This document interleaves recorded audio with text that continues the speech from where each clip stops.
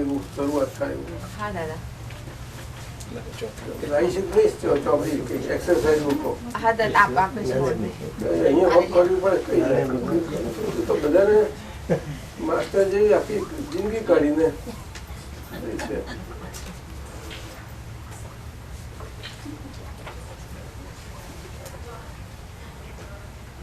હજી બરોબર હતી.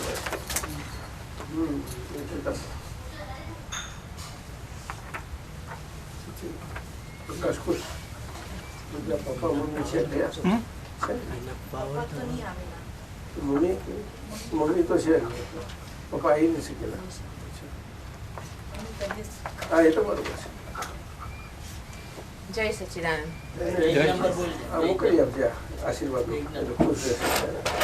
161 પેલા કવરમાં ભરે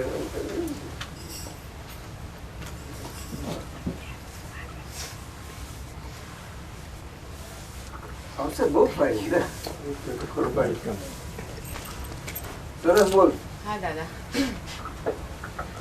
દુખડા ઉપકારી થાય, દુખડા ઉપકારી થાય, સંસારી કાદવમાં કમળ ખરડાય, સંસારી કાદવમાં કમળ ખરડાય, દુખડા ઉપકારી થાય, દુખડા ઉપકારી થાય, સંસારી કાદવમાં કમળ ખરડાય, સંસારી કાદવમાં કમળ ખરડાય, દુખડાને દોજખમાય, દુખડાને દોજખમાય, લડી લડી લાગુ પાય, લડી લડી લાગુ પાય, દુખડાને દોજખમાય, દુખડાને દોજખમાય,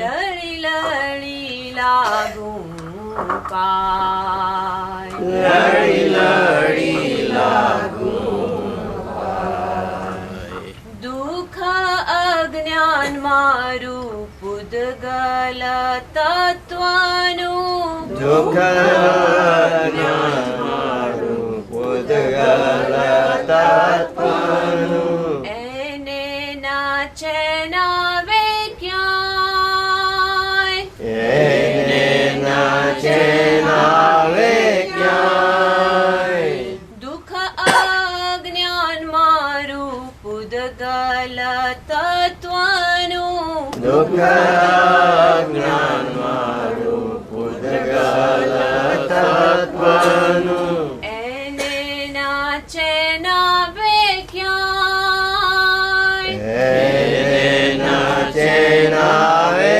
ક્યાંય, દિવસે ભટકે ને રાતે ઉજાગરે, દિવસે ભટકે ને રાતે ઉજાગરે, ઉછળીને નીચે પછડાય, ઉછળીને નીચે પછડાય, દુખડાને દોજખમાય, દુખડાને દોજખમાય, લડી લડી લાગુ પાય, લડી લડી લાગુ પાય, દુઃખ સંકલ્પ મારા સંસાર ભાવનું, દુઃખ સંસાર મારા સંસાર ભાવનું, માયાના આવરણ માહી, માયાના આવરણમાય, દુઃખ દુઃખ સંકલ્પ મારા સંસાર ભાવનું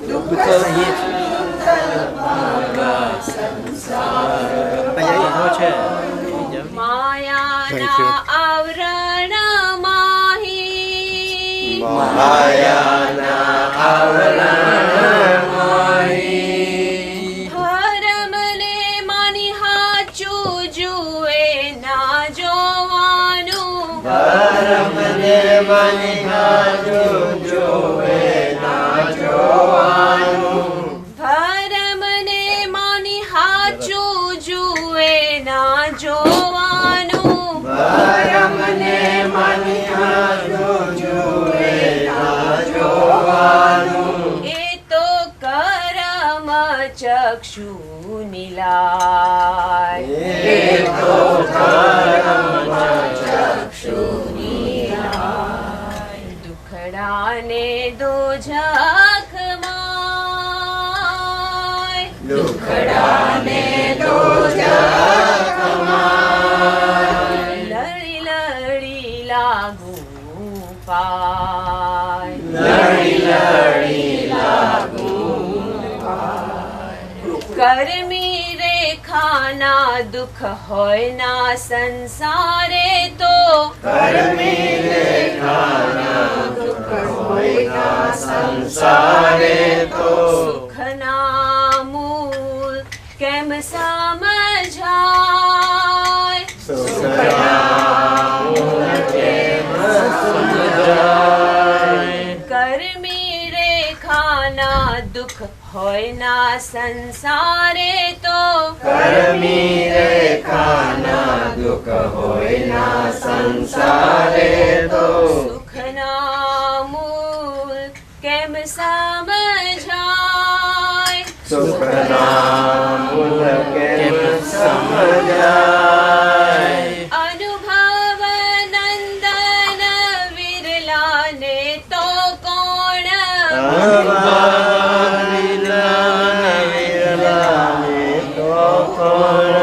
ઢૂંઢત ભવ ભવમાં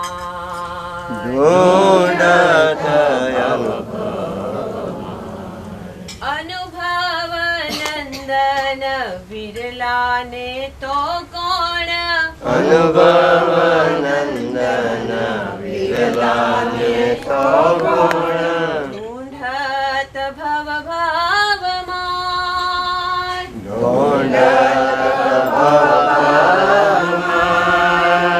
દુખડાને દોજખમાં દુખડાને દોજખમાં લડી લડી લાગુ રાવણ સાહેબ આવું કરી રહ્યા છે.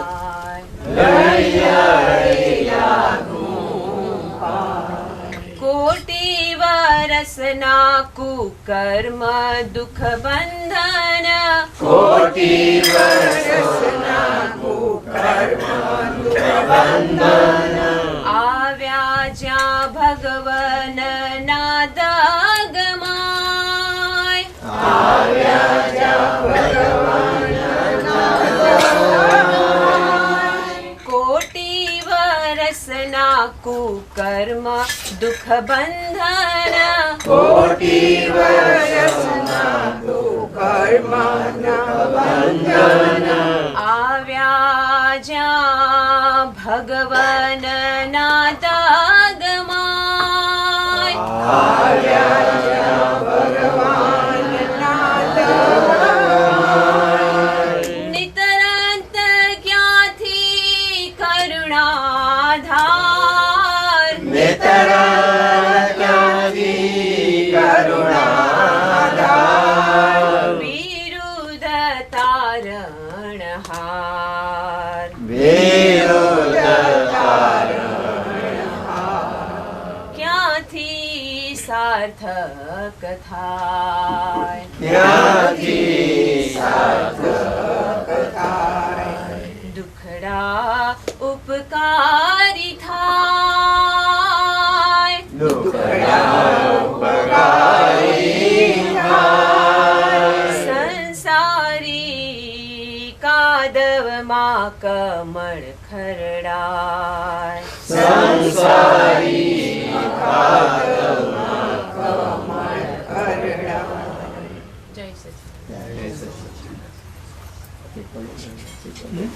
કે છે કે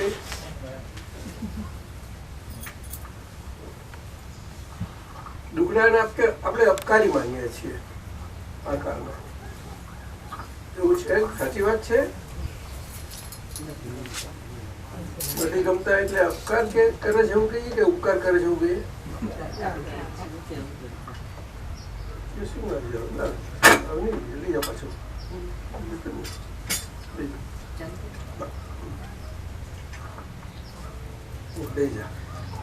આમ બે રિઝર્વ કરેલી છે.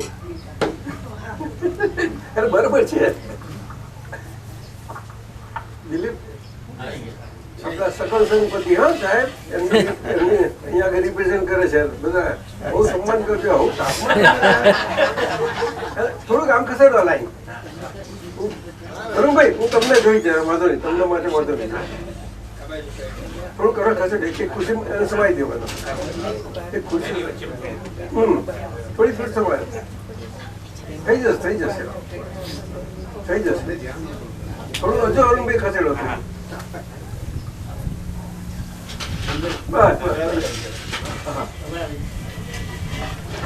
હા બસ. સકલ સંપત્તિ આપણા સંપત્તિને બહુ વિનય કરવો છે આપણે. કેન્દ્રના સંપત્તિ કે છે એની જગા લઈ લીધી છે આપણે તો બધું ચાલે છે.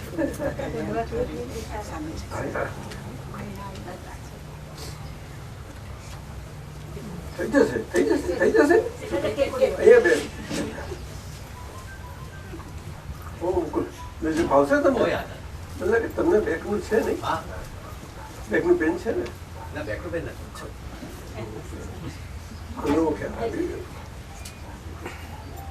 આપણે પાછા જોવાનું પછી કોઈ ડંકાયું નથી.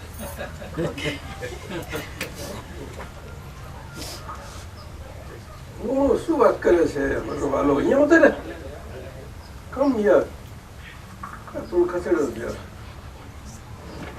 Come here, as close to me as possible. ફાવશે તને? અહીં નીચે લગાવી દઈએ. ના એમાં છે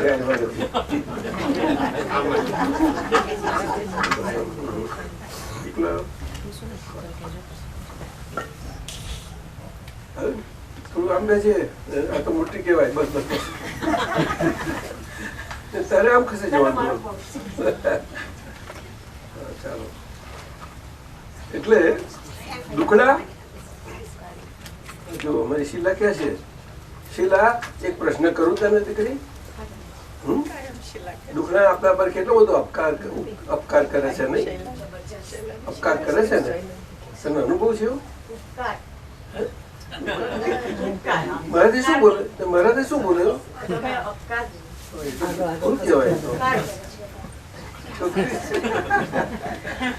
પ્રભુતા કઈ ગયા તમારી? હા દાદા. એમાં શીખવા જેવું છે. હા દાદા. હે બેન? ઉપકાર કરે નહીં એટલે કવિરાજને પોતાના અનુભવથી લાગ્યું કે હું ક્યાંક નવનીત ક્યાં હતો. ફૂલ રસ્તામાં પડ્યું હતું, લોકો ચાલે ખબર નથી બિચારા કોઈને, કચરતા જ જાય બધા. પણ જીવ એવા હતા, કવિરાજનો જીવ, કે એ કોઈના માટે અવરું નથી જોયું. એમને ખાય તો કરું શું લોકો ખાઈને જ્યાં સુધી કરશે એવો એમનો અનુભવ છે એમની જીવનનો બધાનો. અને આપણા બધાનો અનુભવ વચ્ચે ઓછી અંશે તો હશે જ નહીં. વચ્ચે ઓછી અંશે કોઈને વધારે અનુભવ હશે, કોઈને ઓછો હશે. સુખી માણસ ઓછો હોય ત્યારે હે દુઃખ આવે એનો અનુભવ ઓછો હોય, ખરું ને? એટલે કવિરામ લખ્યું. અને સંસારી છે તે કાદવમાં કમર ખડવાય લખ્યું. શું કહ્યું? હવે કમર સરોજ કહેવાય છે. સરોજ આવી નથી આજે બેન? પંકજ આયા છે. પંકજ છે એટલે કાદવ માંથી ઉગેલું કમળ. ત્યાં બે જગ્યા કરી હતી તને પણ આ જગ્યા એને ક્યાં જતી રહી કઈ નહીં ચાલો ના એ બહુ સરસ છે તો ગમે ત્યાં બેસી જાય છે એટલે કાદવમાંથી ઉગીને કમળ એની દાળી આવે છે અને પાણી કરેલું જો આ શરીરનું પૂતગલ એવું છે આપણું શરીરનું પૂતગલ એવું છે એટલે આપણું નાભી અને નીચેનો ભાગ આખો શરીરનો અશુભ નામકર્મનો છે શું કહ્યું અને નાભી અને એના ઉપરનો બધો ભાગ એ શુભ નામકર્મનો છે એટલે મનુષ્યનું શરીર આવી રીતે છે કર્મકૃત કર્મકૃત અને કર્મ શુભ અને આવું પણ જોડાય દેખાડે મહેન્દ્રભાઈ આવ્યા છે અહીંયા બેસાડજો અહીંયા જગ્યા થશે તમે બેસો વાત થઈ થોડા તમે આમ આગળ આવો બધા જગ્યા થાય થોડા તમે બધા ને તમે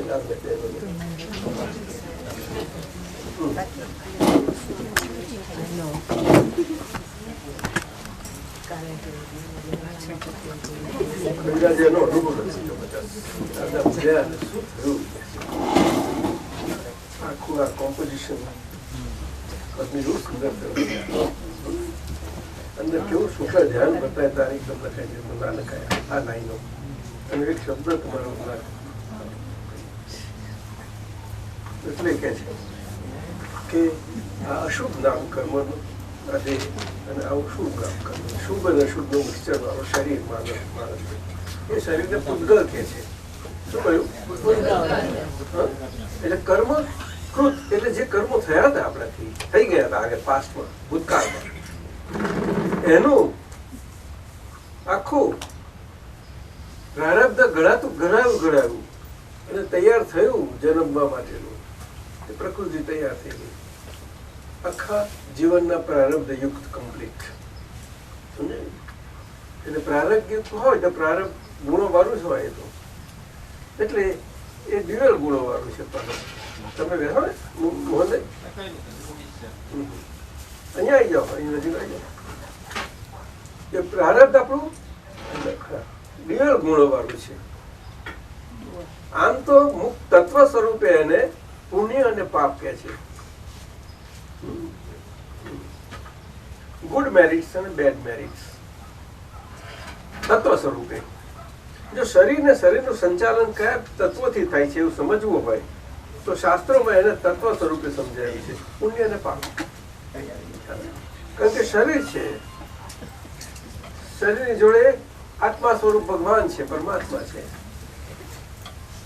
આત્મા સ્વરૂપ અને બે છે એટલે જોડે બીજા તત્વો હોય જ નહીં તો પ્રારબ્ધ ગળી ગયેલું હોય છે પ્રારબ્ધ સ્વરૂપે આખું જીવન ઉકલે નહીં એ જીવન ઉકલે નહીં એનો સમગ્ર ભાગ આખું પ્રકૃતિ કહેવાય એટલે બધા કર્મોનું આખો સરવાળા સ્વરૂપ વિશેષ ભાવે જે ક્રિયાઓ થઈ ગયેલી આપણી એ કર્મકૃત ક્રિયાઓથી આખી પ્રકૃતિનું બંધારણ થઈ ગયું અને પ્રકૃતિનું બંધારણ થયું તો આખા જીવન ચાલે એવું પાછું હોય એટલે પ્રારબ્ધ શબ્દ આપણામાં બહુ પ્રચલિત છે પ્રારબ્ધ જાત જાતની ભાષા બધાની એક જ ભાષા આખા વર્લ્ડમાં એક જ ભાષા છે ભારતમાં આવો મહેન્દ્રભાઈ આવો આ બેસો રામભાઈ જોડે ખુશ નહીં જાઓ ત્યાં તમે ધીરુભાઈ મહેન્દ્રભાઈ તમે બેસો મોટા હો ને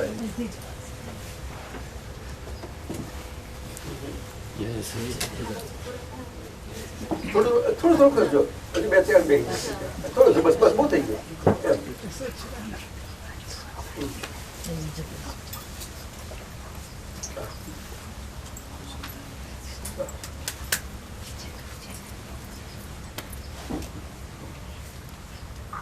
એટલે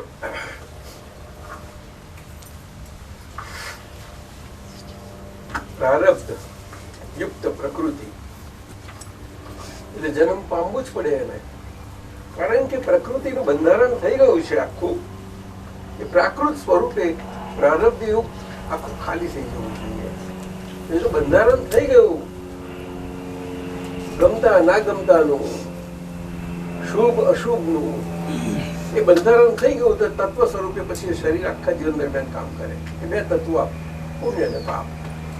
શું કહ્યું? એમાં પણ ભગવાન તો એટલા બધા માનવ સમાજ માટે એમના અને સારા યુગમાં તો ખરું જ, પરંતુ જ્યાં સુધી ધર્મનું અનુશાસન છે. શું કહ્યું? અનુશાસન એટલે મનુષ્યનો સ્વભાવ છે કે પોતા પર કોઈનું શાસન કરવા ના દે. શું? પણ ધર્મ એક એવી ચીજ છે કે ના કરવા દેવા એને એમાં અનુશાસન હોય છે. કઈ કઈ આપણે કહું નથી જતું. એટલે પછી તામસી પ્રકૃતિ હોય, રાજસી પ્રકૃતિ હોય કે સાત્વિક હોય, ત્રણેય એ પાપ પુણ્યના મિક્સચર કેવા છે એના પર આધાર રાખે છે. એટલે એવી રીતે ધર્મનું અનુશાસન હોય ત્યાં સુધી બધા યુગોમાં. આજે કળિયુગ બેસી ગયો છે, આજે મહા ભયંકર સ્વરૂપે છે. જો કે કોઈને ભયંકરતા દેખાતી નથી કે માણસની બુદ્ધિ એટલી વિકાસ પામી ગઈ છે કે આ દુઃખોથી ભરપૂર વાળા કાળમાં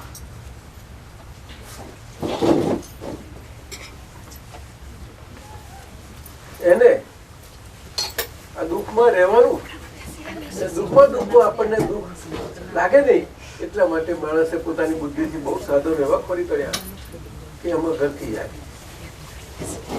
શું થાય? ઘરકી જાય. ઘરકી જાય એટલે શું?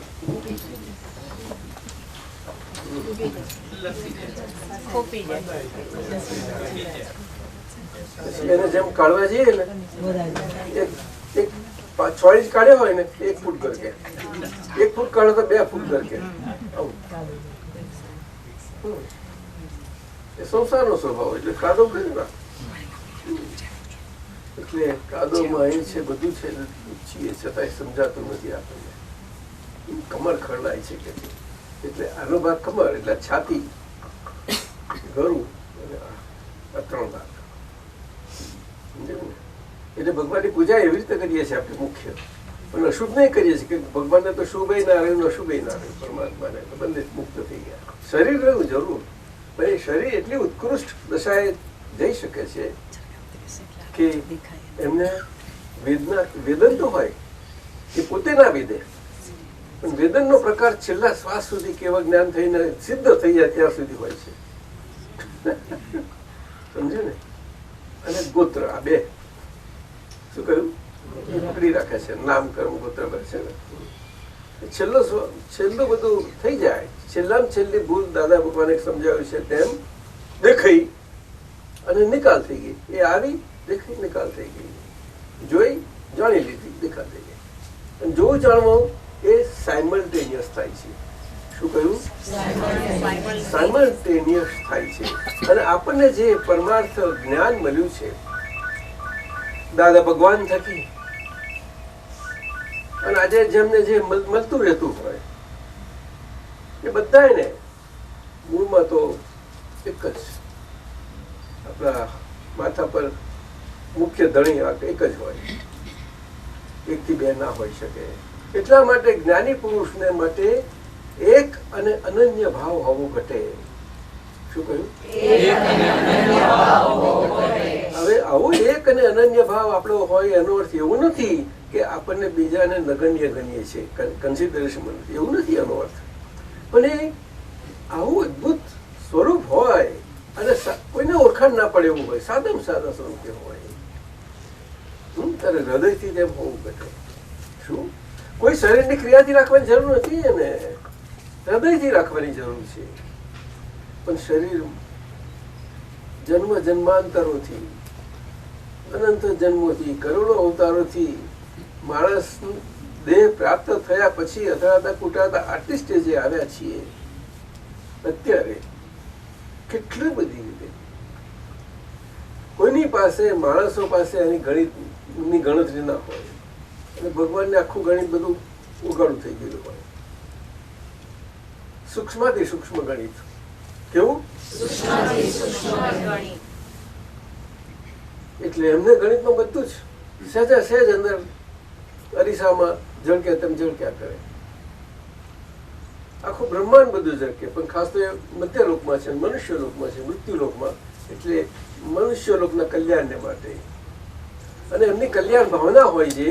એ કલ્યાણ ભાવનામાં એમને જે જે આયા હોય તે અને એ ઉપરાંત જે નથી આવ્યા તે બધા જ એમની હાજર થતા જ ધરતી ઉપર કલ્યાણ થઈ જાય. પછી પશુ હોય, વનસ્પતિ હોય, બધા જ દેવો, રાજાઓ, નાગરિકો, બધા જ ચોરો, શાહુકારો, સતી, વેશ્યા, બધા જ પણ એમની હાજરી હોય ત્યાં સુધી. અને એમની હાજરીમાં એમની જે દેશના ચાલતી હોય, એમની વાણી એવી હોય કે કોઈ એની સામે વિવાદ ના કરી શકે. એ જ્ઞાની પુરુષ અને સર્વજ્ઞ તીર્થંકર ભગવાનની, હરિહંસ પરમાત્માની કોઈ પણ એ વાણી આપણે મનુષ્યને બોલાય એવી રીતે નથી હોતી. એ વાણી મનુષ્યને તો જીભને એટલી હલાવી પડે છે. ઓઠ કોઈને બધા ઓછા બધા ફફડ્યા કરે, પણ એમને આપણને ખબર ના પડે કોઈને. છતાં એટલી ઝીણી રીતે આપણો લેબોરેટરીમાં જે ભણ્યા છે એમના માટે સાઉન્ડ નો હોય છે ને, ચીપિયા આવે છે સાઉન્ડ માટે, સંસ્કારે જાત જાતના. એ તો ખબર પડે બધાને, પણ આ ખબર ના પડે સાહેબ, ખબર ના પડે. અને જે નીકળે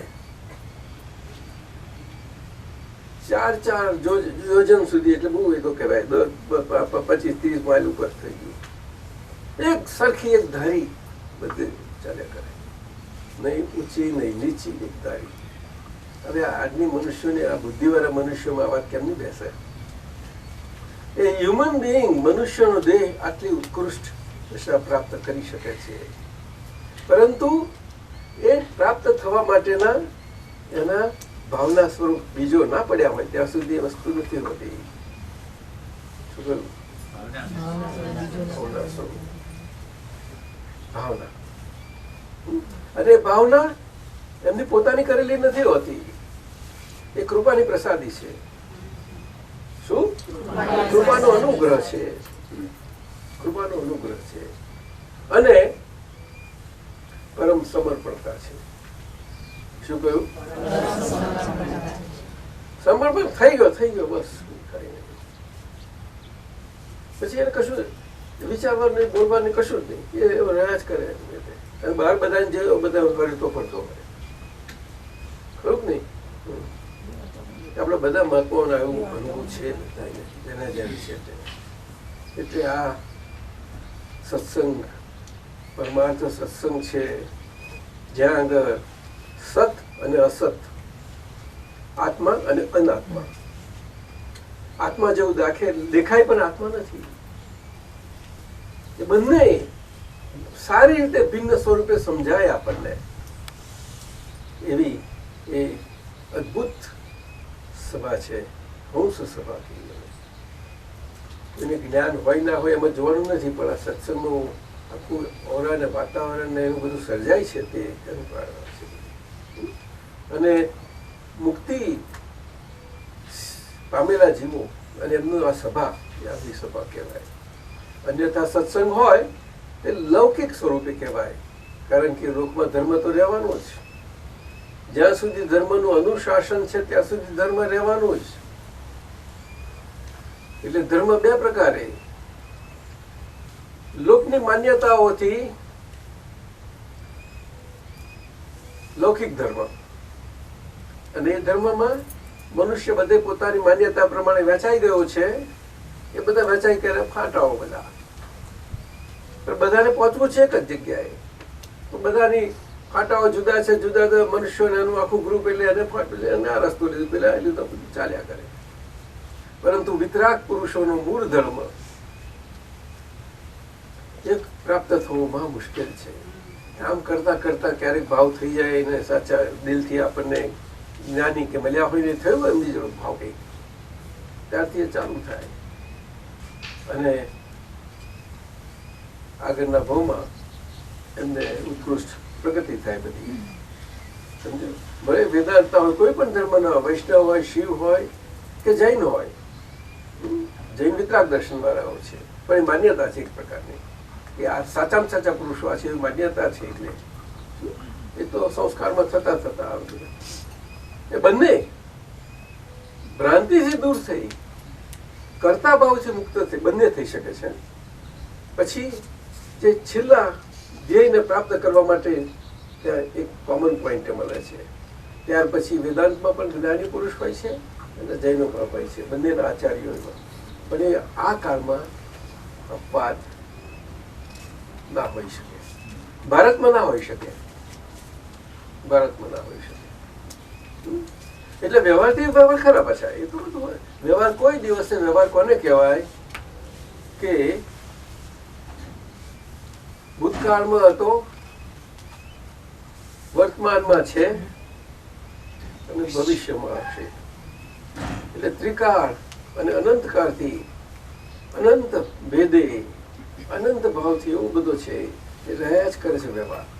ચકેડા જેવું છે, એમાં અંત હોય જ નહીં. એટલે તો કયું સંસાર અનાદિ અનંત છે. શું કહ્યું ભગવાને? શરૂઆત નથી કે અંત નથી. આખા વર્તુળને તમે ગમે ત્યાંથી જોશો તેમાં શરૂઆત કોઈ બતાવી શકે નહીં, અંત પણ ના બતાવી શકે. ખરું કે નહીં? એટલે અનાદિ અનંત કહ્યો. અને માનવ દેહમાં, મનુષ્યના શરીરમાં ભગવાન રહેલા છે. અને ભગવાન રહેલા છે, ભગવાનની હાજરી છે, ત્યારે તો એ માણસના શરીરને શરીર કહેવાય છે, નહીં તો શરીર ના કહી શકાય. અને વિદાય લે ભગવાન એટલે શરીર પડી રહે. પછી આટલું સમજે છે ભારતમાં પુનર્જન્મ આ બધું છે, પણ આટલી નાની વાત સમજવાની. પણ આ કાળમાં આજે મોહનું વાતાવરણ એટલું બધું છવાઈ ગયેલું છે, જબરજસ્ત. ત્યાં ને ત્યાં બધે મોહ મોહ કે આપણે દુઃખને સુખરૂપ ના સમજી શક્યા. અને સમજવું હોય તો સમજવા ના દે એવા પ્રકારનો મોહ ફરી વળે છે. જબરજસ્ત ફરી વળે છે. પાર વગરના જીવનમાં પ્રસંગો આવે છે, સમજણ પડે એના, પરંતુ એટલો બધો ઘેરો મોહનો વાદળ એટલું બધું છે, આવરણો. એટલે એમાં મુશ્કેલ. સંસારનું સ્વરૂપ છે બધાને માટે. જ્ઞાન પામ્યા હોય તો જ્ઞાન પામ્યા એમના માટે એ મોહ છે એને ચારિત્ર મોહ કયો. શું કહ્યું? ચારિત્ર એટલે શરીર જે જ્ઞાન પામ્યા ત્યારથી બાકીનો જે આયુ કર્મનો આયુષ્યનો ભાગ રહ્યો જીવવાનો શરીરનો બાકી એ આખું જીવાતો જતો જાય. એ જ્ઞાન મળ્યા પછી એના માટે ચારિત્ર મોહ કહે છે. એટલે આગળ અજ્ઞાનતાનું ભરાઈ ગયેલું આપણું ચારિત્ર પુણ્ય પાપ સ્વરૂપનું એ આજે નીકળતું જાય છે. અને એમાં સૂક્ષ્મથી સૂક્ષ્મ ગણિતથી નીકળતું જાય. ગપગોળા જરા પણ નથી, ગપગોળા જાય નથી. એટલે આખું ખાલી ખોખું થાય બધું. એટલે કરવું આ સંસારી કાદવમાં કમર ખરડાય. કમર સ્વરૂપ છે, કાદવમાં ખરડાય છે. તેમાં અત્યારે આ બધા મહાદેવની કઈક સિરિયલો જોતા હશે, એ મને કહે કુટુંબ જોતા હશે થોડા. આપ જુઓ છો મહાદેવ કા દેવ કા દેવ મહાદેવ જુઓ બધા જેને બનાવ્યું છે એને ખરેખર એને ધન્યવાદ આપવા જેવું છે. ધન્યવાદ. આખા શાસ્ત્રોનો સાર કાઢીને એને એવું ગજબનું મૂક્યું છે કે શિવ પુરાણમાં બધું જ છે જો કે, પરંતુ એ શાસ્ત્રમાં આપણને ના સમજણ પડે. એટલા બધા થોતા છે એના, કોઈ પહોંચી ન કરે. તે મહાદેવજી જેવા મહાદેવજીને પણ બહાર નીકળી અને એને પાછું કાદવમાં ખરડાવવું પડે છે, છેક નીચે જઈને પાછું. એટલે આ તો મનુષ્યને બોધ માટે છે. મહાદેવજી એવું હોય નહીં, પણ મનુષ્યનો બોધ છે. કારણ કે મનુષ્યના શરીરથી છે મહાદેવજી. એ સમજાતું નથી એટલે સંજ્ઞા તો મૂકવી પડે એમના આપણે પૂજા કરવા માટે. એટલું જ છે, એટલું જ છે. મનુષ્ય રૂપે મૂક્યા હોય તો કોઈ ઓળખાણ નથી પડતો તો શું કરે? કારણ કે મનુષ્યનો પ્રકાર તો બહુ મોટા છે. એટલે શિવજી એ મુખ્ય અને બીજી બાજુ વિતરાગ પુરુષ એ મુખ્ય. એટલે વિતરાગ પુરુષ સાચામાં સાચા ગણાયા, પણ કલ્યાણ સ્વરૂપ કલ્યાણ ભાવથી ગણાયા એમને કહા હું તો પરમ કલ્યાણકારી છે. એ બધા આવા શિવ એટલે કલ્યાણ, એનું અર્થ જ આ છે. અને એથી થયું જુદું એટલે પછી નીચે સરકે એટલે માનવ બધી પેઢી ચાલ્યા કરે ને, એટલે ચેન થઈ જાય. જ્યાં સુધી એ ચાલ્યું બે મેઇન વૃક્ષના બે મોટા પાયા, પછી આ મુખ ચાલ્યું ને પછી એ કોઈ વખત આ નારાયણને આપવું પડે, પછી નારાયણને આપવું પડે. એટલે કે જે દેહમાં નરમાંથી નારાયણ સ્વરૂપે જન્મ પામી શકે એવું બધું આખું કર્મકૃત સ્ટ્રક્ચર તૈયાર થઈ ગયેલું હોય ભાવના સ્વરૂપે ને કારણ સ્વરૂપે, એ ખુદ આ દેહ લે મનુષ્ય નારાયણ નો અવતાર કહેવાય છે. નારાયણ નર નારાયણ એટલે બધા નામનો જે સરવારો છે આખો બધો જ, એમાં મેજોરિટી ભાગ બધો કેવો પોઝિટિવ અહંકાર વાળો મેજોરિટી.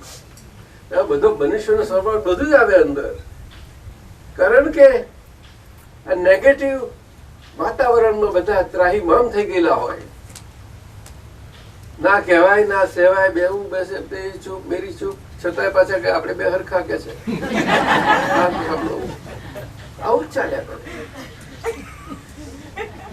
એ તો રાખવું જ પડે ને, જીવાય કેમ કરી? આય ભાઈ હરખા આપણે બે એવું કઈક કે છે, ગુજરાતી કે છે.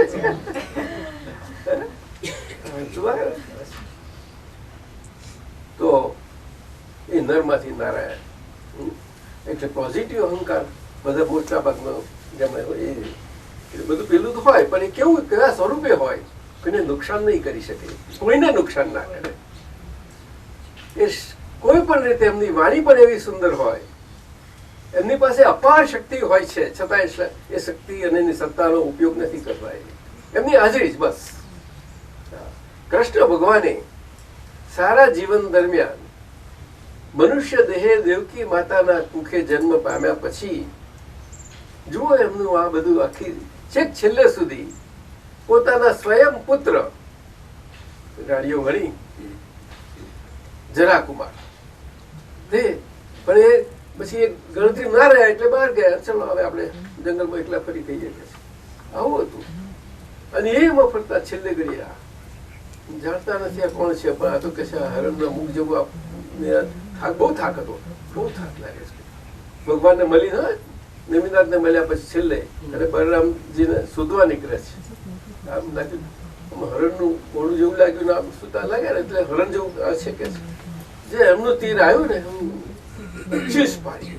પછી નજીક જઈને જોયું ચાલો હવે આપણે શિકાર કર્યો. નજીક જો અરે આ તો પરમ પિતાજી, બહુ ગભરાવ. તરત જ નારાયણ કે છે પોઝિટિવ છે ને કે તેજ તું અહીંથી ચાલ્યો જા.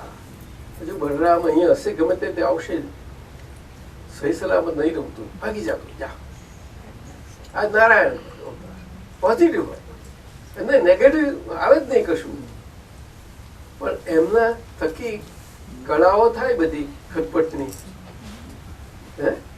એને નટખટિયા કહે છે, નટખટ. અને વિતરાગ પુરુષ હોય એને એમને ખટ હોય જ નહીં બધું, એટલે એમનું નાટક એવું હોય, શિવ નૃત્ય કહેવાય એને. એટલે દાદા ભગવાને ખટ ને પટ આવ્યું, આ પટો જોડે બધા કરવાની.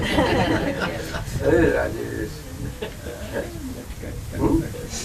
ગટપટાદી કે છે ને,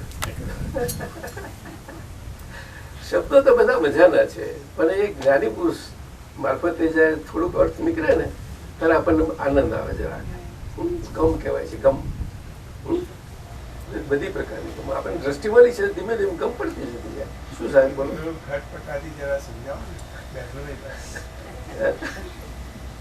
એટલે આજે આ ઊંધી માન્યતાઓ સાચી માનીતી ને એવી રીતે જીવાતું જાય છે જ્ઞાન મળ્યા પછી પણ. એટલે પણ જાણે કે આ સીધા છે ને એ બધા બફાય છે ખોટા.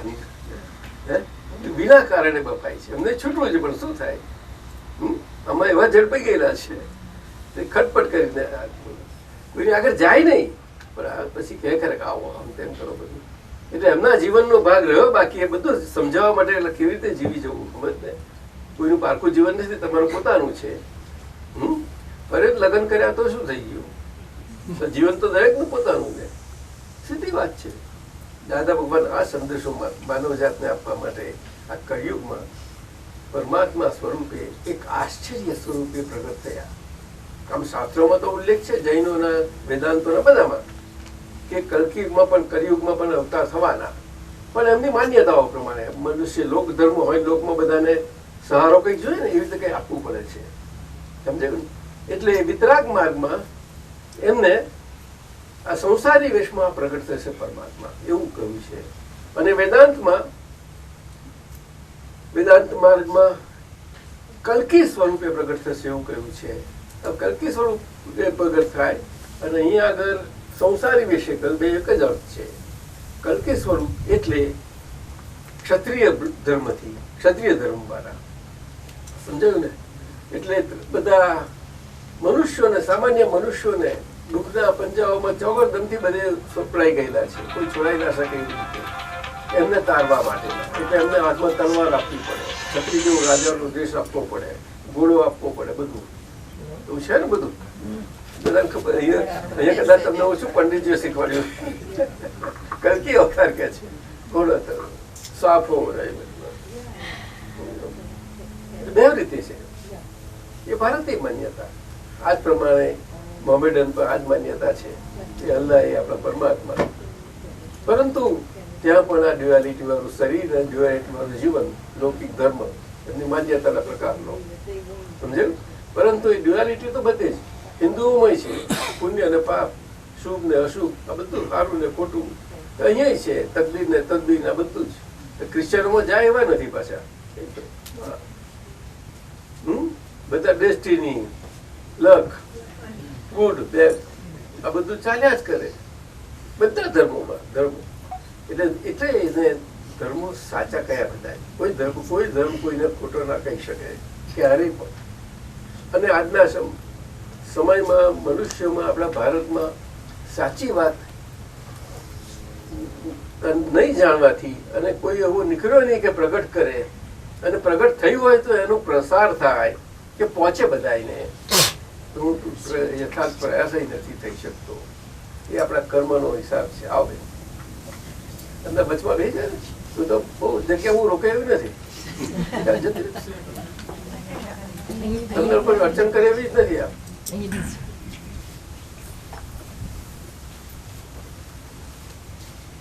આવું છે. એવામાં માનવ માત્ર ને ભારતમાં તો ભારતમાં આટલી બધી રીતે ધર્મ વેચાઈ ગયો છે લૌકિક રીતે, છતાં પણ બધાની અલૌકિક અનુભવ અને દર્શન મળે એવા સ્વરૂપે એક સામાન્ય સંસારી વેશમાં એમ પટેલ રૂપી દેહમાં પરમાત્મા પ્રગટ થઈ ગયા. એમની 50 વર્ષની વયે, 50 વર્ષની વયે 1958ની સાલ, મહિનો સાધો એ છેડો ને જૂનની શરૂઆત એવો સાધમ હતું જૂનના શરૂઆતમાં. પણ બહાર નીકળી ગયું છે જુલાઈ, એટલે અત્યારે બધા એ ના થાય, વિધા ના પડે એટલે જુલાઈ ચાલ્યા રહેતું છે. બિઝનેસ માંથી પાછા ફરતા બને છે. બોલો રસ્તા સુરતના પ્લેટફોર્મ પર, સુરત for 1 full hour બેઠા છે. તે જ વખતે એમના ઉપરના ચારિત્ર મોહના જે કઈ આછા પાત્ર પડદાઓ રહ્યા હતા, કેવા અનાવરણ વિધિ કરે ત્યારે પહેલો કાળે, પછી બીજો કાળે, ત્રીજો કાળે, આવું હોય છે બધું. તો બધા નીકળી ગયેલા આછા પાત્ર જ રહેલા હતા. કેવા?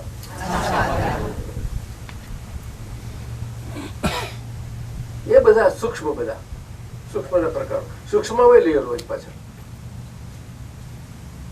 એ નીકળી ગયા અને ભગવાનનો પ્રકાશ એકદમ ખુલ્લો થઈ ગયો, એકદમ ખુલ્લો થઈ ગયો.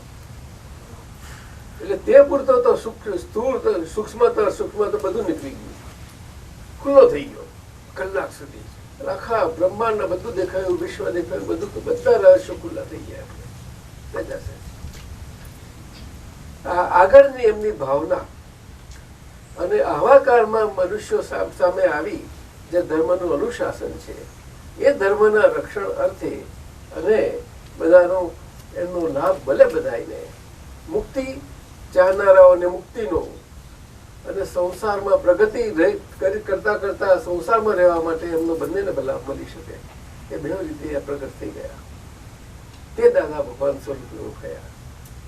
એટલે કે એમ પટેલ મંદિર રૂપી દેહમાં પરમાત્મા પ્રગટ થયા તે ત્યારે એ અદભુત જીવતું મંદિર, કેવું સ્થાવર ને જંગમ, સ્થાવર અને જંગમ.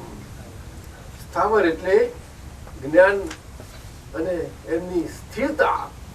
આજે વિશ્વ જોઈ જાણી ના કોઈ બહુ અદભુત, ખાલી જોયા કરે તો એને આનંદ થાય. દાદા તમને મળ્યા, બધા કેટલો પ્રેમ તમને મળ્યો. દાદા કહે છે પોતે કશો જશ પોતાનું ના લીધું, બધું મહાત્માઓને જ આપ્યો કે અમને અમેરિકા મહાત્માએ ખૂબ ખૂબ પ્રેમ આપ્યો છે, ખૂબ પ્રેમ આપ્યો છે.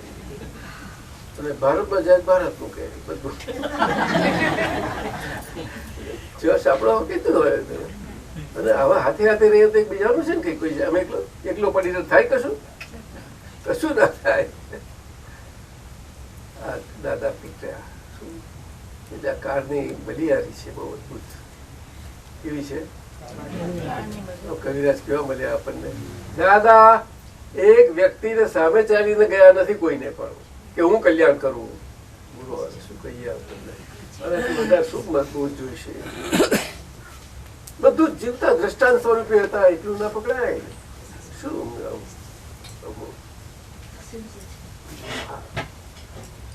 એક ને ચંદ્રકાંતભાઈ તો આવ્યા, કનુભાઈ તો ઉછર્યા એમની જોડે બાળપણથી, પરંતુ એમને ઉછકવા પડે. ડૂબકા ખાતા હતા. અરે અમને તો દિવસે ઘડી એ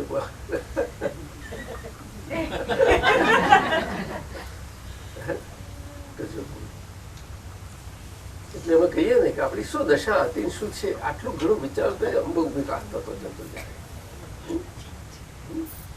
અને કેવી ડાય એને ભાવના હતી. નેવાર્કમાં કઈ આગળ નોર્વકમાં દાદા ભગવાન ત્યાં આગળ પધાર્યા હશે, કઈ મોટી સભા બધું થયું, એમાં આવી પડી હતી. કયા ભગવાન? કૃષ્ણ ભગવાન દર્શન કરવા તને કોને કઈ રીતે ખબર પડી હતી? બસ દાદા પેલું સત્સંગ કરતા હતા કોઈ જોડે કે મારી અંદર જે ભગવાન પ્રગટ થયા છે એને હું ક્યાં આગળ સત્સંગ કરતા હતા? નાવક મંદિરમાં કોઈના ક્વેશ્ચનનો જવાબ આપતા હા, જવાબ આપતા હતા. પણ તું તો દાદા ભગવાન મળવા ગઈ? ના ના મંદિરમાં દર્શન કરવા ગઈ હતી. મંદિરમાં જઈએ ને આપણે બધા, તો પછી એવી રીતે ગઈ હતી. શું દાદા એવું સાંભળ્યું શું થતું હતું? ત્યારે દાદા કોઈને કહેતા હતા કે મારી અંદર જે ભગવાન પ્રગટ થઈ ગયા છે એમને જોઈને હું 14 દુઃખનો નાથ છે. પછી એમને એટલે શું કહ્યું? પછી કે એમને જોઈને હું બધા જવાબ આપું છું. ત્યાં સાંભળ્યું? હા, મેં સાંભળ્યું. એટલે પછી મને જે પેલી ભગવાનની ખોજ હતી ને એટલે મેં એમને કીધું કે મારે ભગવાનના દર્શન કરવા હોય તો શું કરવું એમ. તો પૂછ્યું? હા, એને આટલું થવું કે જે રીતે એ વાત છે. Actually, તમને જે થયું તે મારે જવું છે એમ કહ્યું. That was your right answer. એટલે તે પૂછ્યું, દાદાએ શું પૂછ્યું? તો દાદા કે તારે કયા ભગવાનના દર્શન કરવા છે એમ પૂછ્યું તમે દાદાએ. તો મેં કીધું મારે દાદા ભગવાનના જ કરવા છે દર્શન. તો કે ચાલો હમણાં આ જ ઘડીએ આ જ ક્ષણે તમે દર્શન કરાવો.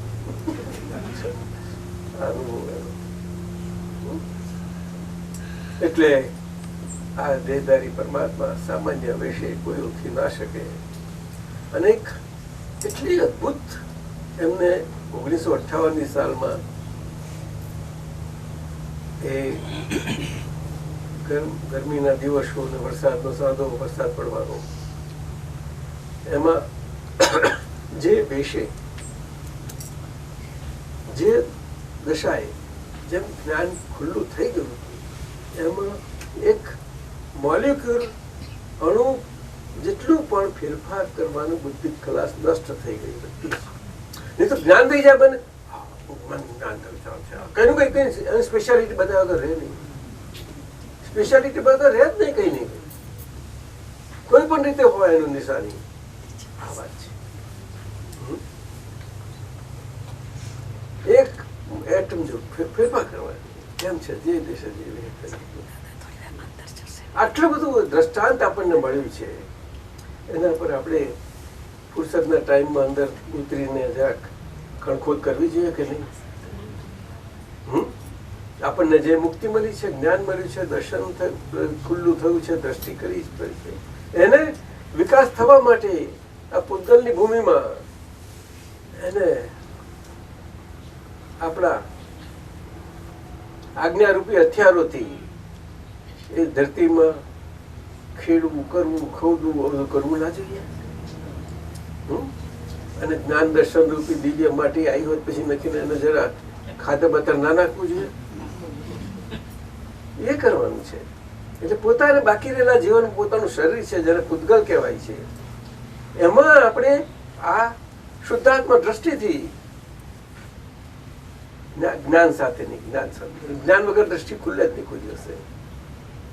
પણ દ્રષ્ટિ પહેલી ખુલે પછી જ્ઞાનથી દ્રષ્ટિ ખુલેલી કે એના કારણે જ્ઞાન પછી પાછળ ખુલ્લું થતું જાય. એટલા માટે આપણે અક્રમ માર્ગમાં એને દર્શન, જ્ઞાન અને ચારિત્ર કહે છે. દ્રષ્ટિ ખુલી, દેખાતું થયું, પૂતગલ અંદર ખેડાતું ગયું બધું. એટલે એને આ શાસ્ત્રમાં એ લોકો ખમી ખુદવું કે છે. ખમી ખુદવું, ખમી એટલે કે સંભાળ નિકાલ કરવો. અને ખોદવું એટલે પછી બહુ આકરું લાગે એને સામાયિક થી પછી એને પુષ્પાનું છે.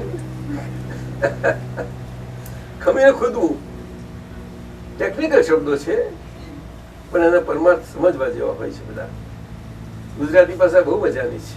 દાદાએ એમ તો નતું કહ્યું કે આ વિજ્ઞાન જેને સમજવું હશે તેને ગુજરાતી ભાષા શીખવી પડશે. વાંચતા લખતા આટલું. હવે આપણે અહીંયા અમેરિકામાં છે આટલું પકડીને બોધ આપેલી કર્યા કરે થોડું ઘણું, પણ એના જૈનોનો શું લાભ કરે? બીજા નથી કરતી. ઉષા આપણે નરેશભાઈ ની ગુરુજી આયા છે. નરેશજી જોબ આવું છે તો એનું એકાદ પદ ગજબ ગણિતનો અનુભવ છે. દુઃખડા ઉપકારી થાય. આજે રાવણ સાહેબ છે, વિદ્યાધર અને 7મા નર્કમાં છે, અને આટલો અદભુત પ્રતિ નારાયણનો અવતાર સ્વરૂપ દેહ ધારણ થયો હતો. અને એમના જેવી શિવ ભક્તિ સારા ભારતમાં કોઈ ના કરી શકે એવી ગજબની શિવ ભક્તિ હતી એમની. પરંતુ આગળ બીજ ગુણ જે આવ્યો હતો એ બીજ ગુણ એમને પિતા ગમતા હતા, છતાં બીજ ગુણ જે હતું માતૃપક્ષનું, કારણ કે કહેવાય છે કે આપણા જન્મમાં 100% પિતૃકુળમાંથી ટોટલમાંથી જે ટોટલ હોય તેમાંથી 70% પિતૃકુળના હોય છે અને 30% માતૃકુળના હોય છે. એટલે માતૃકુળના 30% જાત કહેવાય છે. શું કહ્યું? અને પિતૃકુળના 70% ને 70% ને નાત કુળ કહે છે. કુળ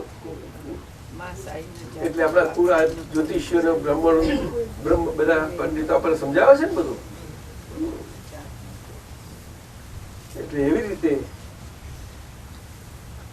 આ રાવણ સાહેબ અત્યારે 7મી નરકમાં છે, છતાં બધી દ્રષ્ટિ સાથે ગયા છે. માનશો?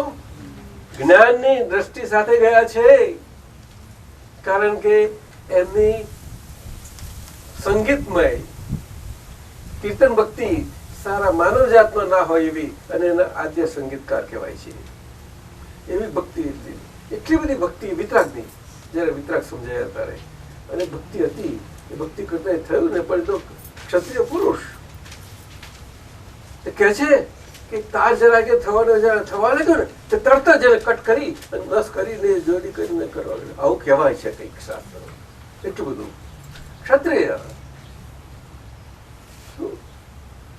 દેહ પડી જાય પણ કર્મ મારું કામ થવું જોઈએ, બસ ક્ષત્રિય ધર્મ તારે. અને એમાં બીજ પડી જાય છે. એ સીતાજીને માટે આટલું બધું એને કરવું પડ્યું એટલે આ બીજ પડી જાય છે ભાવના.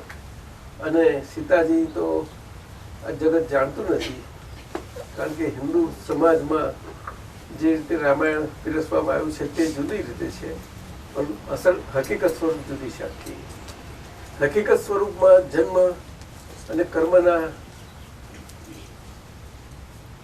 બધા સિદ્ધાંતો એની બાબતમાં સીતા દેવી અસલ તો એની પુત્રી હતી મંદોદરીની. અને જ્યોતિષિયાએ નિમિત્તે કહેલું કે તારી આટલી આ બાળક તારો નાશ છે. એને કે મને મારો નાશ છે જ નહીં, કે આ બાળકથી તારો નાશ છે. તરત છેલ્લી એ જે ગણતરી કરીને બધાને એ કર્યું, પણ આને આવ્યું તારે નહીં. ત્યારે બિચારી બહુ કરગરે છે કે છું દીકરી છે, દીકરી શું કરવાની? કે નહીં નહીં નહીં જોઈએ જ નહીં, બીજ પણ ના જોઈએ. પછી બહુ કરગરી. અને મંદોદરી જોડે એમને સખત બહુ ઘણી રાણીઓ, પણ મંદોદરી મુખ્ય પટ્ટ રાણી. એ મંદોદરી જોધપુર નજીકના રાજ હતું ત્યાંની છે ભાઈ. એની સાસરી ત્યાં આગળ અત્યારે નીચે આ બધી મજા સમજવા જેવું છે. એ બહુ કરગરી. સારું જા, તું આટલી મારી વાલી છું, કઈ વાતો નહીં. તેને કહ્યું મારાવાને કહ્યું જાઓ એને એવા સ્થળે મૂક્યા હોય ને કે ત્યાં પછી એનું જે થાય તે જંગલો એમાં પછી એમ કહ્યું. પછી મંદોદરી પટરાણી એટલે પછી એના એ હોય ને એટલે એના ગુપ્તચરો મારફતે પેલા લોકો ખાનગી બોલાવી લીધા એને. તો બીજા કોઈ સત્તા ના હોય એમના રાજમાં, એમને ખરી ખાનગી બોલાવી શકે. પણ હવે એમને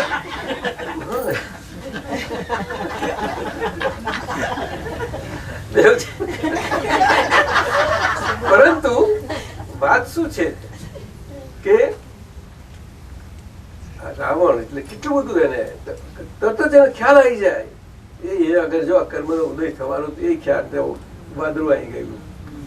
એને એમાં બોલાવીને સમજાવ્યું કે ભાઈ એક કામ કર કે જ્યાં હું તને મોંમાં બધું ઇનામ તને મળશે જા, પણ આને એમને કહ્યું છે એ પ્રમાણે એવી રીતે ના મૂકીશ, પણ સેફલી મૂકજે, એને બહુ સારું બનાવજે અને એને મૂકીને છોડી દેજે. પણ તે વખતે ત્યાં નજીક દરિયામાં મૂકવામાં કર્યું.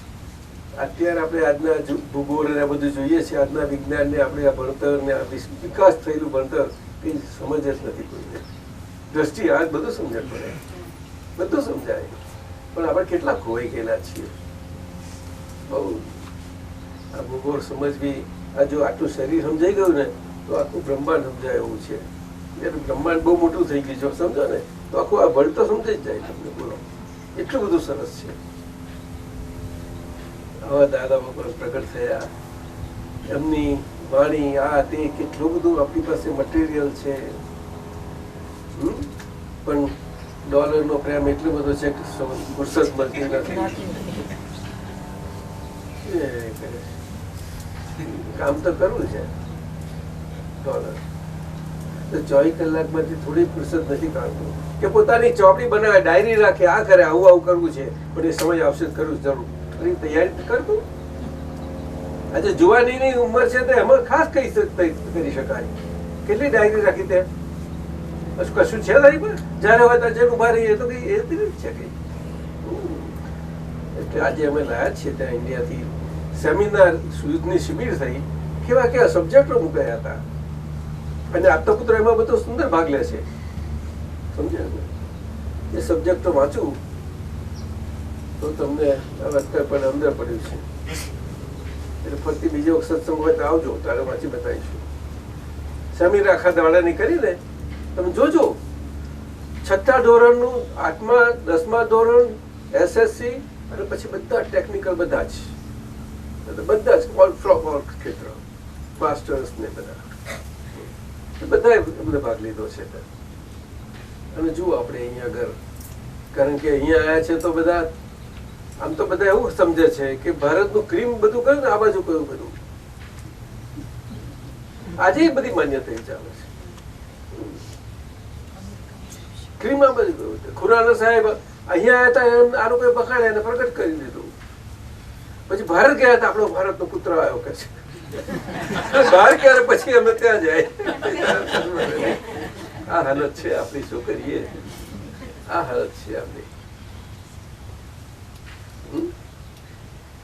એ દાદા ભગવાન એનો અનુભવ થયો કવિરાજને. એમને જીવનમાં એમને તો કઈ દુખડા એવા તો નહોતા આયા, પરંતુ એમને તો બહુ સુખમય બાળપણથી જ છેલ્લા સુધી બહુ સુંદર. કારણ કે એમને શું હતું, જન્મથી જેવું લઈને આવેલા ઘરનું કે આપણે સ્વતંત્ર જીવવું. શું કહ્યું? સ્વતંત્ર એટલે સ્વચ્છંદના અર્થમાં નથી. એ સ્વતંત્રતા જીવનની હોવી માણસને, મનુષ્યને બેન હોય કે ભાઈ હોય, એનો એ સ્વચ્છંદતા નથી સૂચવતું.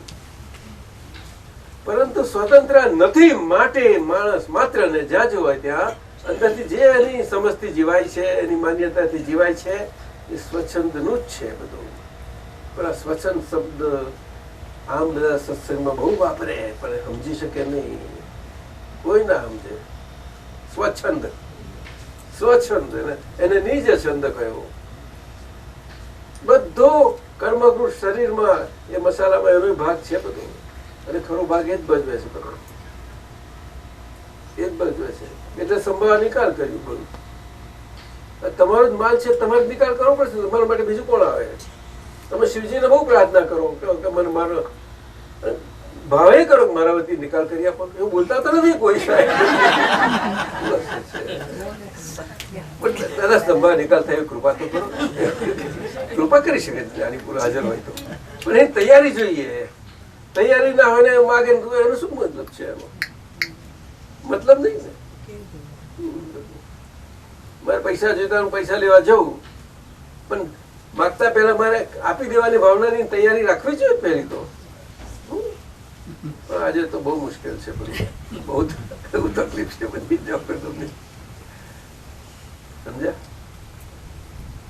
એટલે આ જ્ઞાન મળ્યા પછી પણ આપણે ચેતી જવું, જાગી જવું જોઈએ. જાગેલા છે, જરા ઝોકા ના આવે તે બહુ સારું. ઝોકા ના આવે બહુ જરૂરી. આ કરુભાઈની શક્તિ જ આ શરીરની જરાય તાકાત નથી, પણ માસ્ટર હતા સાથે, છત્ર છાયા જબરદસ્તી કામ કર્યા કર્યું, થયા કર્યું બધું જ. પરંતુ લક્ષ્ય એક જ હતું કે હવે આ કનુભાઈ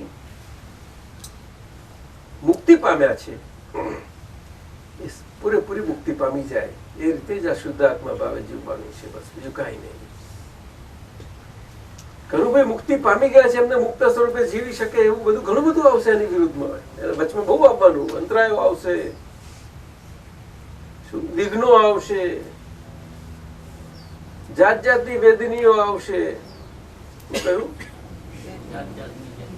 અને ચશ્મા છે તે જાત જાતનું બતાવશે, પણ વ્યવહાર દ્રષ્ટિથી હું કનુભાઈ છું એમાં જરાય ચલિત ના થવું જોઈએ.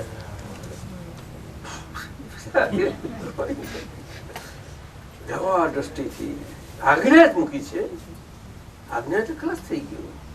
આજ્ઞા એ ધર્મ છે અને આજ્ઞા એ તપ છે. આજ્ઞા એ ધર્મ રૂપી જીવન જીવવા માટે તપ તો આવવાના જ. એ નહીં કથા જીવવા દે તમને તો એમાં અંદરથી તપી જાય એવા સંજોગોમાં આપણે એની જોડે ના તપીએ, એને તપ કહેવાય. શું? જો એની જોડે આપણે તપ્યા તો તપિયા થઈ જઈશું.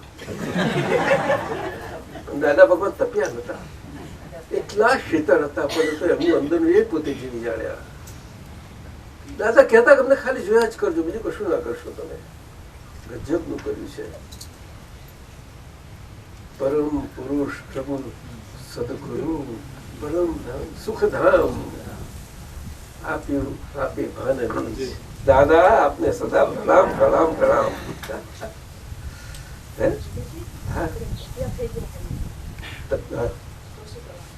ના, એટલે તે વખતે પ્રતિક્રમણ કરીને એને સુધારી લેવાનું. એ તપમાં આપણે ભરી નહીં જવાનું, પરંતુ ના ભરી એને જોવાનું જ ખાલી. એટલે પણ એ પેલી એનો ફોર્સ વધારે હોય ને એટલે ભરી જતા નથી આપણે, પણ ભરી જવા આપણને લાગે છે. એટલે મને આમ થયું તેમ એવું થાય, એ બધું થોડું કહેવાય એવું. પણ એમાં ચાન્સીસ છે કે પાછું એ થઈ જાય તો એવું થાય. સમજે ને? અમે તમને સમજાવ્યું છે, આગળ વાત થઈ છે, પણ હવે તમને બહુ સારો અનુભવ થતો જાય છે. જોજો, ઘણો સારો અનુભવ થાય છે. હવે અનિલ પડોશ મળી ગઈ પાછી, અને મારો સંજીવ ભાણો મળ્યો તમને. 3 જણ છે એક જ મકાનમાં. બહુ પુણ્યશાળી કહેવાય. એટલે દુઃખના ઉપકારી થાય, સંસારી કાદવમાં કળતા દુઃખડાને દોષકમાં તે રાવણ સાહેબ ત્યાં વિદ્યાધર સાહેબ એ દુઃખ છે ને એને બહુ પરમ ઉપકારી, પરમ ઉપકાર છે. એટલે ભાવના એમની મજબૂત થઈને ત્યાંથી ઉપર આવી જવાનું. આવા શક્તિશાળી પુરુષો છેક નીચે જાય અને પછી છેક ઉપર પણ ઉઠી જાય. બીજા બધા અદભુત વચ્ચેના બધા છેક ઉપર જાય નીચે બધું ખ્યાલ આવે ને. કૃષ્ણ ભગવાન કોઈની હિંસા એમનાથી થઈ જ નથી.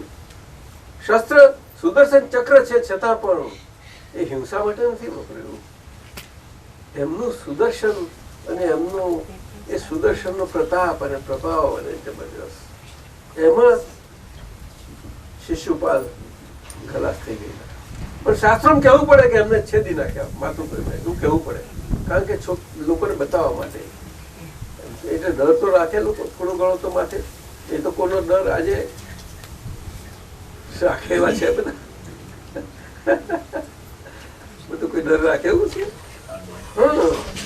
આપણે કે છે ને સહન થઈ ગયેલો 100 થી 121 થતાની હાથે જ પેલો તેની જોડે આવી. નારાયણભાઈ હમણાં છો કે રંજનબેન? હા, અમે રંજનભાઈ બહુ જૂનું ઓળખાણ આવ્યું. મોહન મામા આ મહેન્દ્રભાઈ મારા ભાઈ બેઠો છે ચશ્મા વાળો, એ 2-2.5 વર્ષના, બહુ રૂપારા દેખાય અને વાર આટલા વધી ગયેલા, ફર્સ્ટ ક્લાસ. રમકડા પણ એ જ લઈ આવ્યા.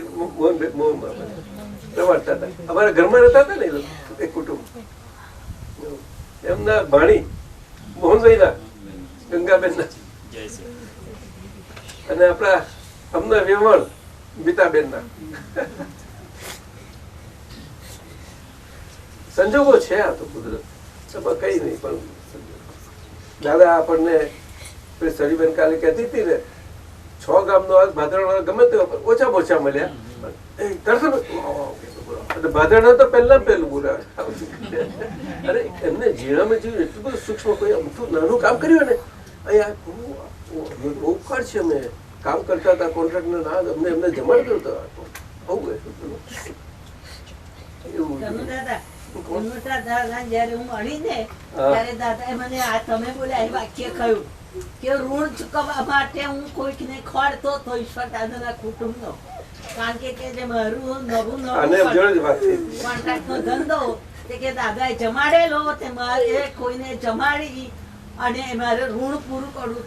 જ્ઞાની પુરુષ દાદા મને હાથમાં ચા પકડીને પીવડાવી દીધી. એમની જ્ઞાન દીક્ષા એ પોતાનું દેવું વરી જાય એના માટેની છે. એમને કશું નામના કશું જોઈતું નથી. દેવું વરાય, ઋણ ચૂકવાય. એટલે જે લે ને કે ભાઈ તારી જોડે મારું આ દેવું આજે વર્યું છે ભાઈ, બાકીનું તારું પોતાનું રહ્યું, તારું કમાયેલું દેવું તે તું વાપરી ખા. કમાણી તો વાપરીશ ને. શું કરવાનું? એવું છે. દુખડા દોજકમાં લરી લાગુ પાય. લડવું એટલે શરીરથી લડવાનું નથી, દિલથી છે. દુઃખ અજ્ઞાન મારું પૂતગલ તત્વનું, આ પૂતગલ તત્વનું અજ્ઞાન દેશ વિશેનું એ ખરું દુઃખ છે. ત્યારે આપણે શરીરના લાઈ પણ એને દુઃખ સમજીએ છીએ. આ પૂતગલ તત્વ છે ને, તત્વ સ્વરૂપે સમજવું પડશે આપણે બધાએ. એ તત્વ છે.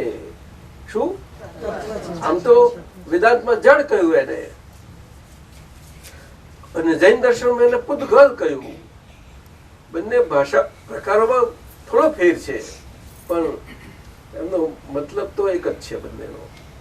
એ જડ શરીરને જડ કે છે વેદાંતમાં. શું કહ્યું? શરીરને જીવતા જેવું લાગે એટલે આત્મા સ્વરૂપ લાગે, હાલતું ચાલતું છે ને એ રીતે. એટલે બ્રહ્મ સ્વરૂપ કે છે ને એવી રીતે. એટલે શરીરમાં એવા આચાર્ય થાય છે કે બ્રહ્મનિષ્ઠ સદગુરુ આપણું જ્ઞાન એમનું જો આ સેવા ને એ બધું કરીએ તો શુદ્ધ થાય આપણું બ્રહ્મનિષ્ઠ પદ.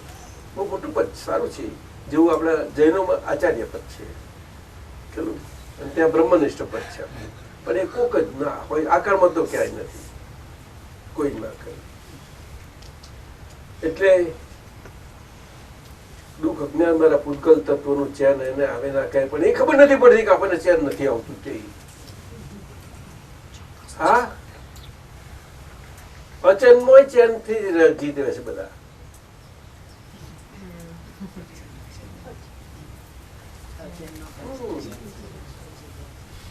ચૈન અચેન ચૈન અચૈન ચૈન અચેન. શું કરે? થોડો વખત જેટલું જીવાય એટલું તડફડી તો લે જ. શું કરે? સારું, પછી તડફડા કેટલો ચાલે?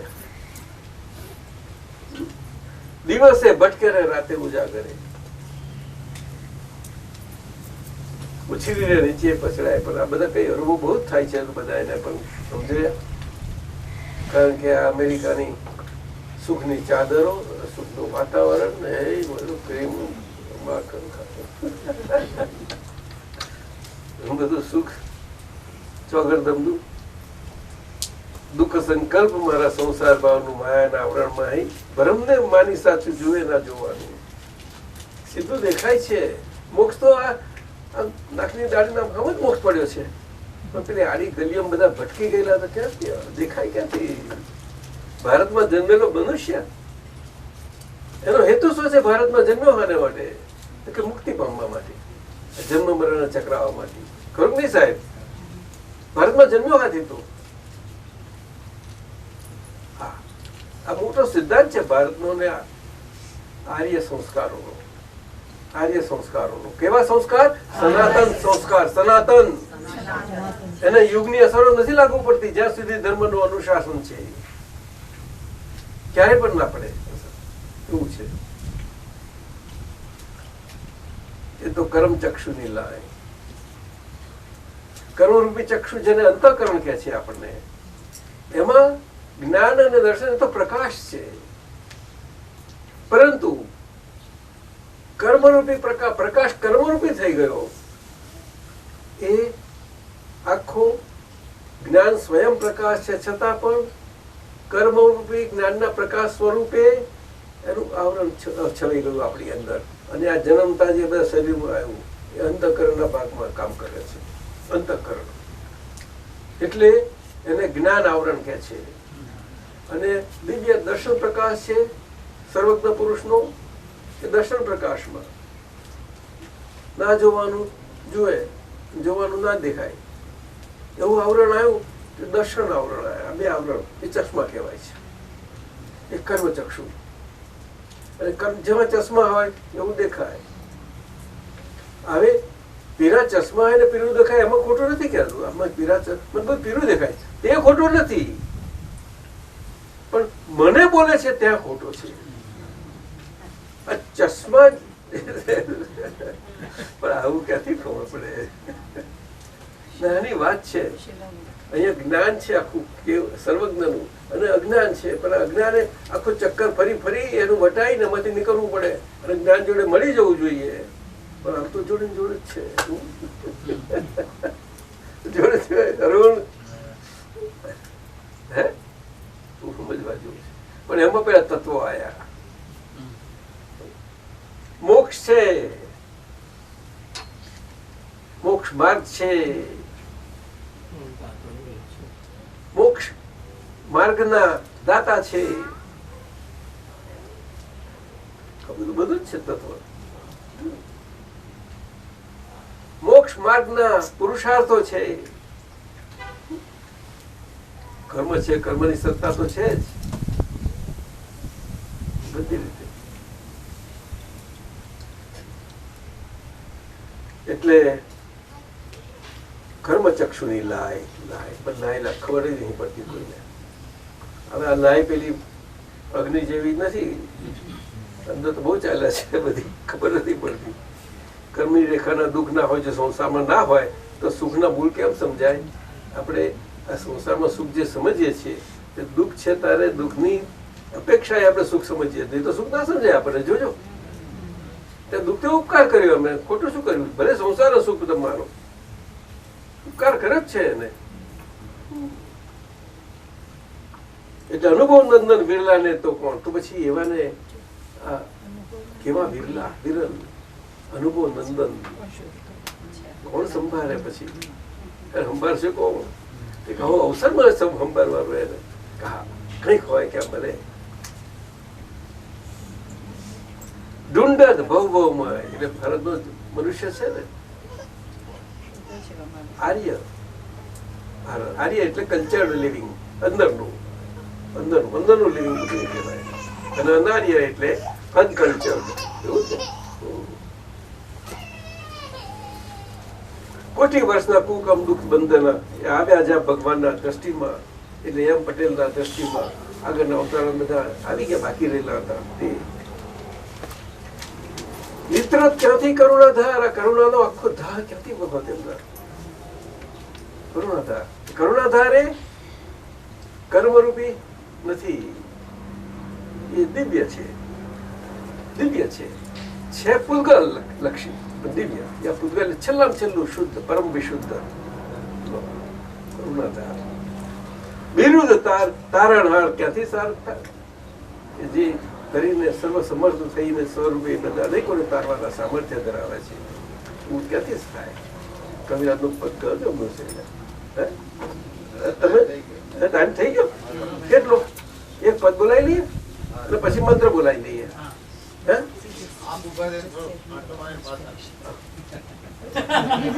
એવું કરું છે. બોલો.